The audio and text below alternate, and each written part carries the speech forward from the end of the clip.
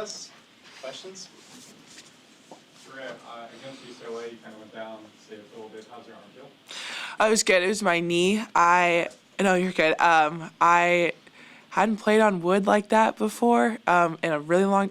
I have, but like not in a really long time. My body's just used to teraflex, and obviously was trying to recover after Lady got an amazing dig, and I just hit the ground really hard and just trying to come back from that, and it's fine. It's just sore. Bergen, Andy talked after the match about how after losing that set was freeing. What was your take on kind of the team's mood and reaction after dropping a set? Yeah, I mean, I think it was good for us. Like, yeah, freeing and just we can be done talking about it now kind of thing. Like, it's really cool what we did, but at the end of the day, we all knew that wasn't our goal. And honestly, losing a set was probably going to help us get to our goal more than just winning a bunch of sweeps in a row. So I think it was frustrating losing this set because we knew, like, we kind of beat ourselves in that set. We didn't really work as hard as we normally did. We weren't making plays we normally would, but it was great to see our response, and we came back in that fourth set, and then we played a great game against USC too. So I think that was the frustrating part, was that it wasn't necessarily that we got outplayed. We kind of just got outworked, and that's not how we want to lose. Bergen, what happened in that third set to cause you to be outworked, as you guys would say? I don't know, man. I mean, there's a lot of things that go into it. I mean, UCLA played great the whole game, and they pushed us, whether we would have swept them or not. I think they were one of the toughest teams we've played in the Big Ten. But,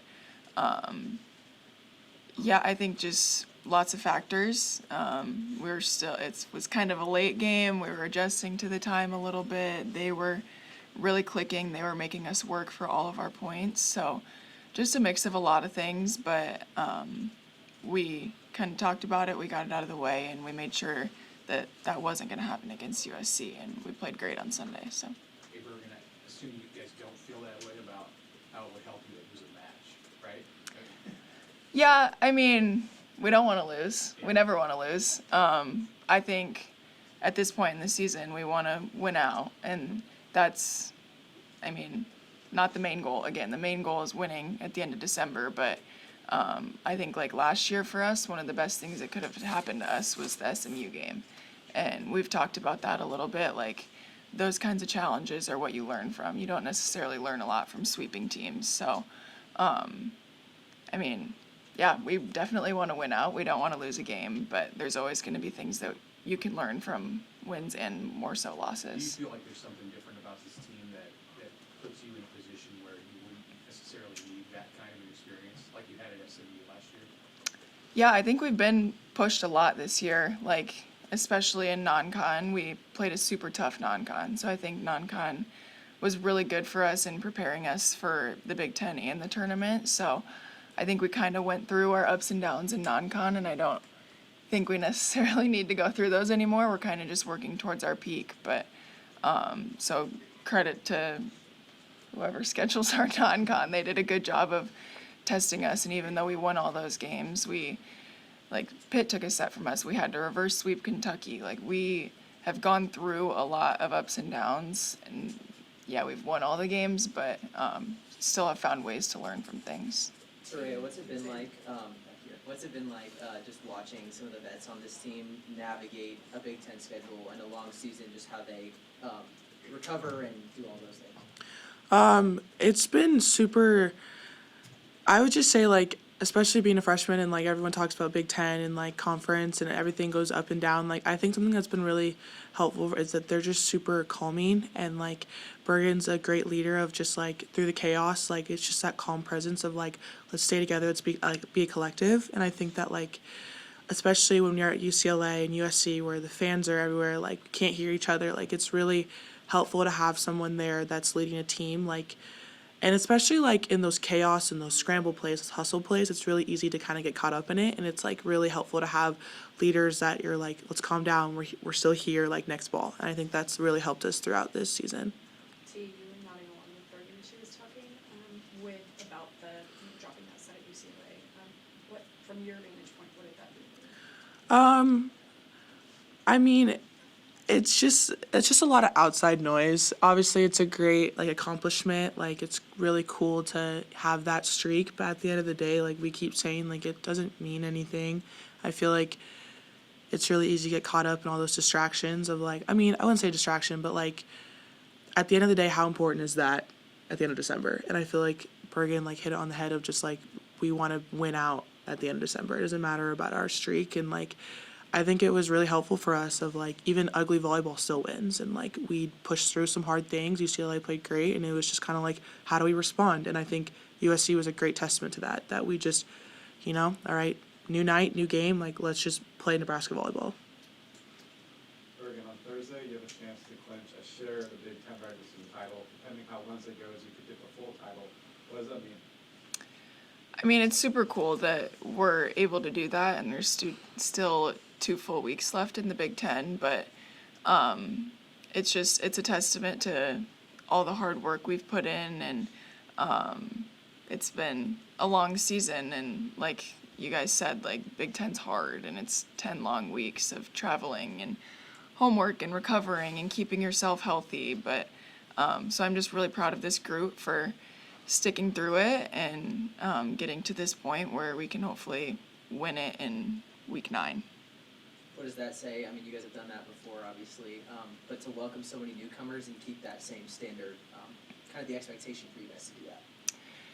Yeah, I think it's just we've kind of gone through a lot of changes with Dani, and she's done a great job of continuing to hold that standard while putting her own twist on it, and props to all the freshmen and the transfers for coming in and just really buying into Nebraska volleyball. That's one of the hardest parts about it is you're not just committing to play volleyball, you're committing to a culture and playing for something bigger than yourself. And they've all really just accepted that and embraced that, and that's why we're where we are today. Great team hit over 400 in 4 of the past 5. What's it like for you as a setter seeing the offensive numbers that your team is putting up this season? It's great. I mean, it's cool just that we have so many people that can put the ball away, and I think all 3 of our pins had 10 kills on Sunday, and that's just like, yeah, it's cool, and I might get some of the praise for that, but having so many people that can put so many balls away at any point in the match, like, that's a luxury for me, and knowing that I can set anybody at any time and they're going to be ready and they're going to get me a kill. So just credit to my teammates. The passing's been great, too, to help me be able to run an offense, and I hope we can continue that. Bergen, you're the only setter that's a semifinalist for National Player of the Year. Just on a team that has so much talent, where have you maybe taken your game to another level in your junior season?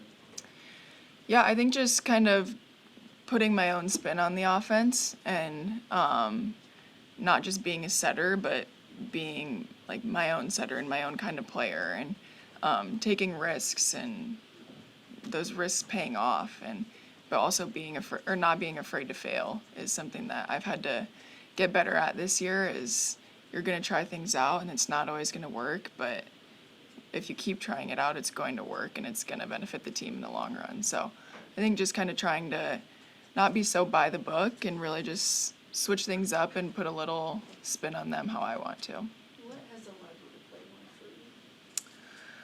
more free? I mean, just the people around me, my teammates, they are there for me when I do fail, and they're there for me when I succeed. And the coaches, obviously, they're really encouraging of taking risks, and that's been a huge factor just in everyone's play this year, of not just mine, but the hitters, the passers, just taking risks and being really aggressive in everything we do and being so confident in doing it. And there's really, like me and Kelly have talked, there's no wrong decision as long as you make your decision with full confidence. So just really knowing that everyone around me has my back. Dani said last week that Campbell's a very risky, so it takes a lot more risk. Does that influence you to kind of see her and be more comfortable with some of those risks you're taking? For sure. I mean, we always kind of talk about like, middles, you better be up, because she's going to set you whether you're up or not. So it's fun watching her set, and she's definitely pushed me to be better in that aspect, because you never know where she's going, and so I don't want to be predictable either. So especially in practice, just really trying new things and seeing if they work, and if they work, great, and if they don't, great, at least we know. Couple more? Hey, Teraya, from your perspective as a accomplished attacker and offensive player who's taken this defensive role with this team, how do you think that fits into the whole larger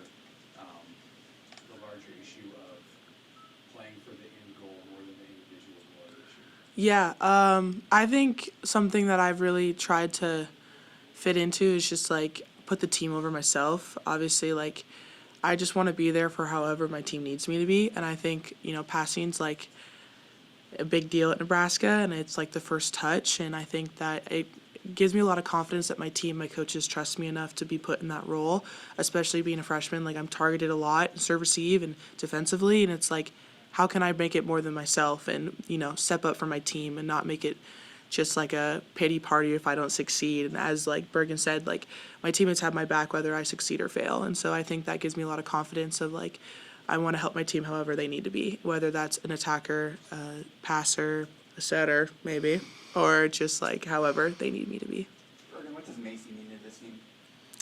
Oh, she's just such a light for the team. Like, we've talked about it a couple times. It's a long, hard season, but she will come in every day with the biggest smile on her face, and she's like the definition of team first, and we talk about that a lot, like do whatever the team needs for you, like T said, and that's exactly what Macy's willing to do. For her first 3 years here, she was coming out 30 minutes early to pass free balls for the setters, and it was every single day, and you never would have heard a complaint from her. So she's just like the definition of a good teammate, and exactly what we try and embrace here in Nebraska is being good teammates and having that culture. And we've been so lucky. I've been so lucky to have so many teammates like that here. Like, two people that come to mind are Macy and Kennedy Orr, and they just really like embrace their roles and do it with a smile on their face every single day, whether they're having a good day or not.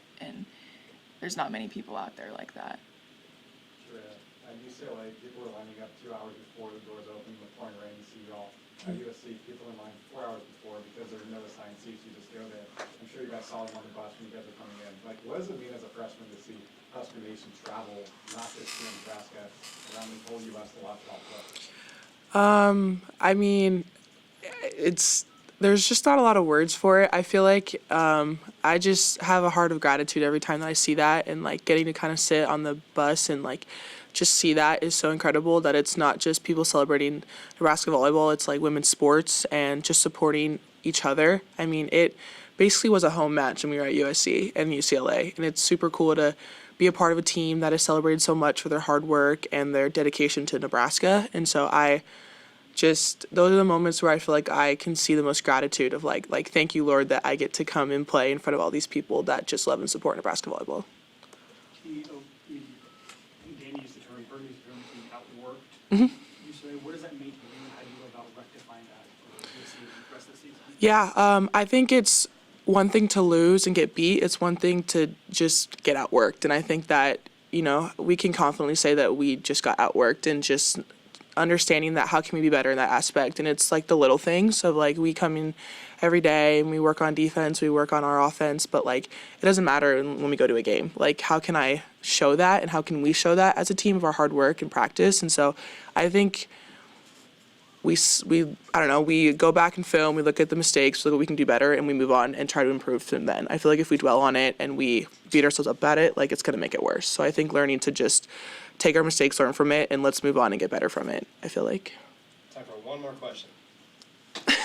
Bergen, you mentioned earlier it being a really long season, and I also know that it can be a very long season. So, like, burnout can happen as we get into this part of the season. So, how do you feel going into the last couple of games of Big Ten and into the tournament?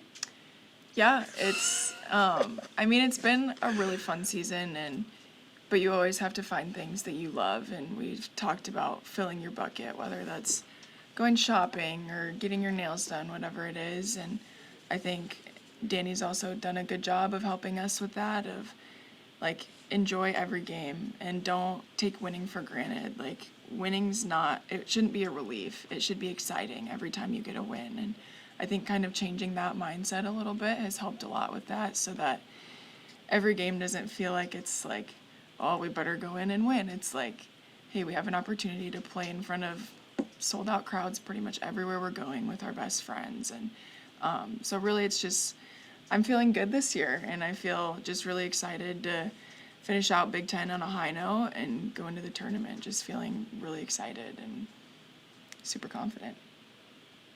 Great question, Lainey. All right, thank you. Thank you. Thank you.